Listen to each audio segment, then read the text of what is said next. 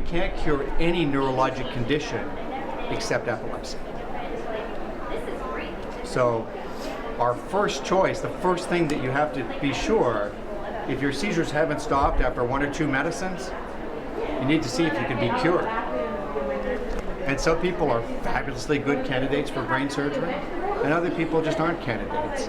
But that's the first thing that needs to be determined, because that offers the opportunity of seizure freedom and getting off drugs. And so we change the trajectory of children's lives with surgery all the time. And if there's a cure, if there was a surgical cure for diabetes, do you think people would take insulin for the rest of their lives? No, they get surgery. Like we said earlier, if you had seizures associated with a malignant brain tumor, what's the treatment? Surgery. So there's lots of types of epilepsy that can be cured with surgery.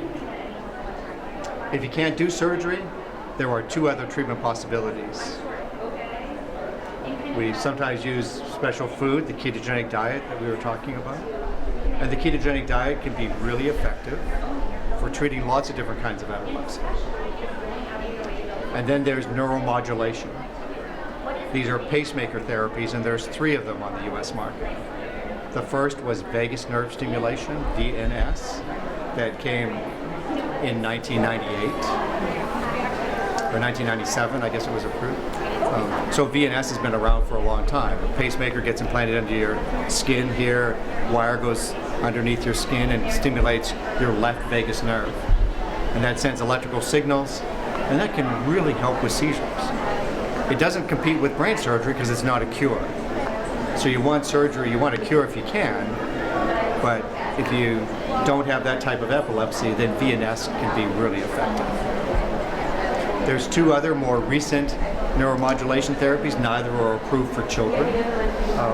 That doesn't mean that we can't do them in children, but it's hard to do it in young children under being an adolescent. And one of those is RNS, responsive neurostimulation, and the company's called NeuroPace. And that's where we've identified exactly where the seizures are coming from, but we can't do surgery in that spot. So tragically, sometimes the seizures are coming from your language center, the place on the left side of my brain and my left frontal lobe that I'm using right now to speak. So if we identify that's exactly where your seizures are coming from, and you're older than 5 or 6, we don't want to do surgery there because that's going to result in a big decrease in your language. If you're under 5 or 6, you're really good at just moving that stuff around.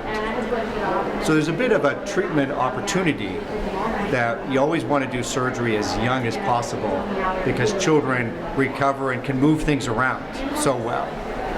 So, just like that hemispherectomy thing, if you had Rasmussen's on the dominant side of your brain, the left side, which is where most of our dominance is, and we do that surgery before 5 or 6, you'll redevelop really good language on the other side. After 5 or 6, your opportunity